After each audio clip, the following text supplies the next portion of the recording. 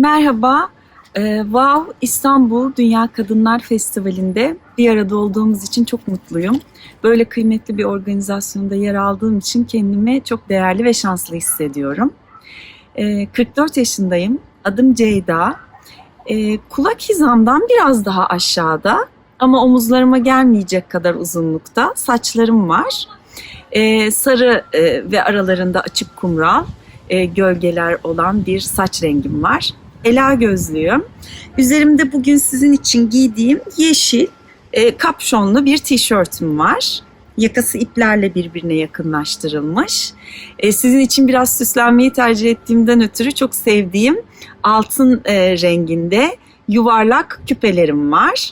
Biraz böyle tasarım gibi diyeceğim, halkalar var ama halka başka bir geometrik şekille kulak mememe birleşiyor. Bir kolyem var. Kolyemin ucunda da bana iyi gelen dualar ve manalar var. Hiç gibi, vav gibi, bu da geçer yahu gibi, Allah'ın 99 ismi gibi böyle dualar olan bir kolyem var.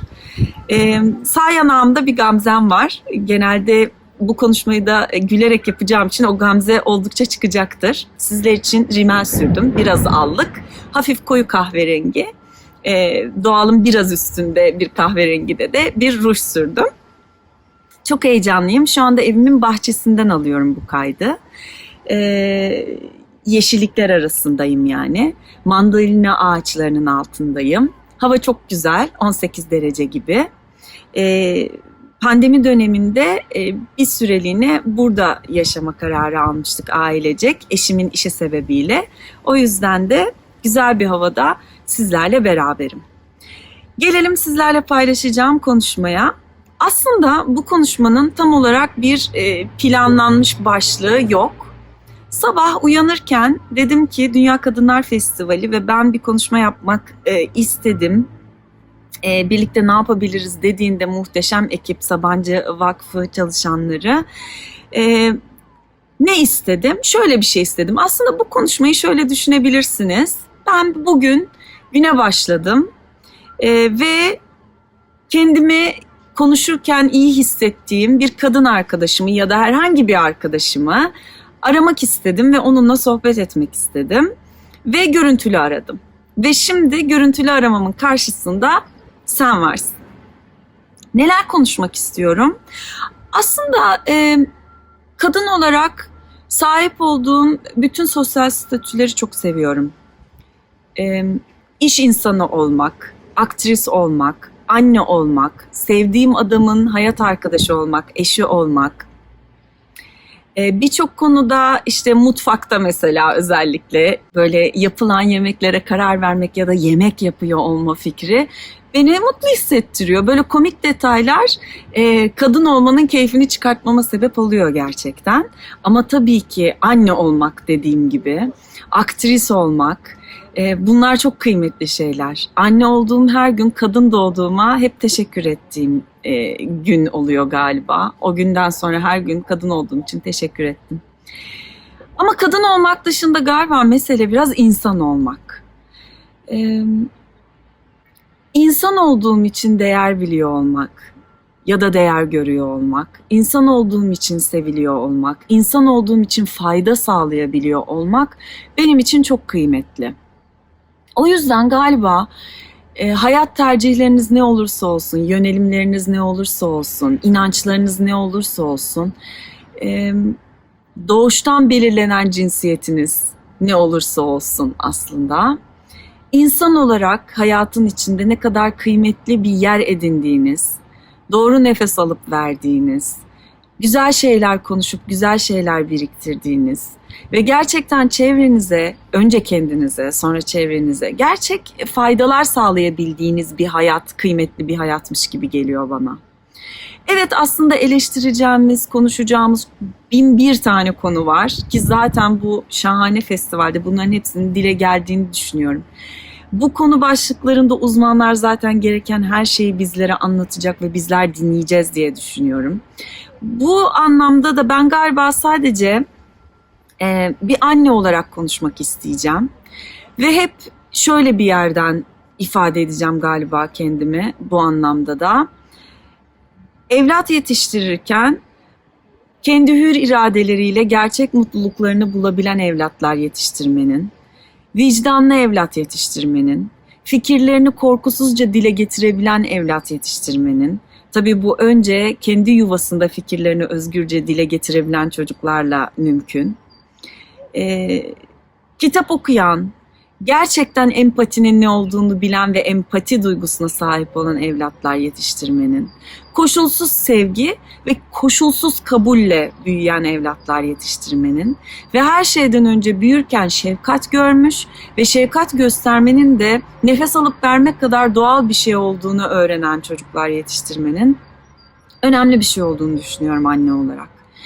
Hepimiz belli nesillerden geliyoruz. Dediğim gibi ben 44 yaşındayım ve yetiştirildiğim yerden yaralarımla, güçlendiğim yerlerle, mutlu olduğum, güvende hissettiğim yerlerle bugün ben oldum.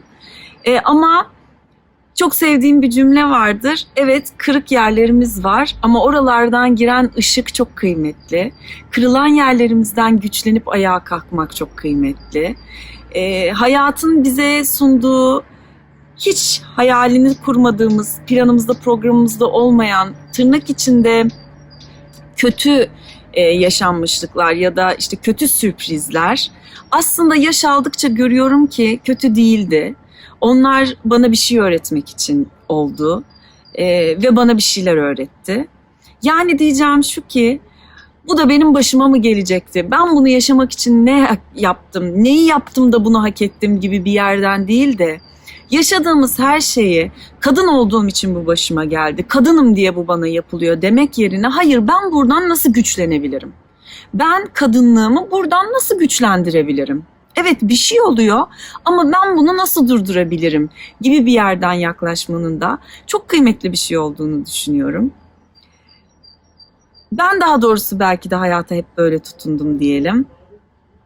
Bugün var olma sebebim, bugün çocuklarımı nasıl yetiştireceğimi anlamlandırma, şekillendirme, ifade etme şeklim. Belki de 44 yıldır yaşadıklarımdan. 44 yaşındaysam 44 yıldır bir şey yaşıyorum aslında. Bebekken de fark ediyorum, hissediyorum, biriktiriyorum bilinçaltımda. Dolayısıyla eskiden hep derdim ki 44 yaşındayım ama işte 18 yaşından beri bir şeyler yaşıyorum ben. Ama okudukça, öğrendikçe anladım ki hayır, doğduğum ilk günden beri bir şeyler yaşıyorum ben. Her konuşulanı duyuyorum ve bilinçaltıma koyuyorum ben. Böylelikle ben oluyorum ben aslında. Sadece hatalarımla ya da başarılarımla değil, bana yapılan davranışlarla, söylenen sözlerle, şefkatle, şefkatsizlikle, sevgiyle, sevgisizlikle, saygıyla, saygısızlıkla, anlayışla ya da anlayışsızlıkla ben oluyorum aslında. Ama dediğim gibi tüm bunların içinde yaşadığım negatif şeyler, yaşamayı öngörmediğim şeyler, yaşamayı hak etmediğimi düşündüğüm şeyler bile beni güçlendiren şeyler diye düşünüyorum. Lütfen içinizdeki gücün farkına varın. İçinizdeki gücü hiçbir zaman unutmayın. Kendinizi hep şefkatle şifalandırın. Her gece yatağa kafanızı koyduğunuzda ben bugün neleri yanlış yaptım ya da neleri yapamadım cümlesinden vazgeçin ve deyin ki ben bugün neleri güzel yaptım. Her statünüzün karşılığında, iş insanı olarak, evdeki performansınızda, eş olarak, anne olarak, kız kardeş olarak, abla olarak ben neleri en iyi yaptım. Ben nelerin hakkını verdim. Neden iyi ki ben varım? Hep bu cümlelerin peşinden gitmek gerçekten sırtınızı daha da dikleştiriyor. Ve şuna inanıyorum. İnsanların size davranışı aslında sizin duruşunuzla belirleniyor.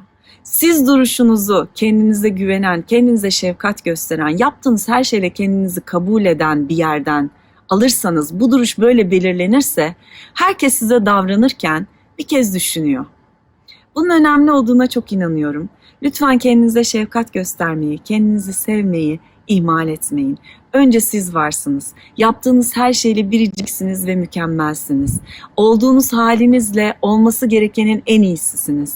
Ve sevgili Doğan Cüceloğlu'nu da burada anarak veda etmek istiyorum.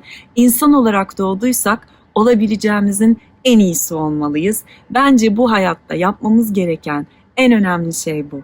Kendimize şefkat göstermek, çok sevmek her şeyimizle çok sevmek ve olabileceğimizin en iyisi olmak. Beni dinlediğiniz için çok teşekkür ediyorum. Sevgiyle.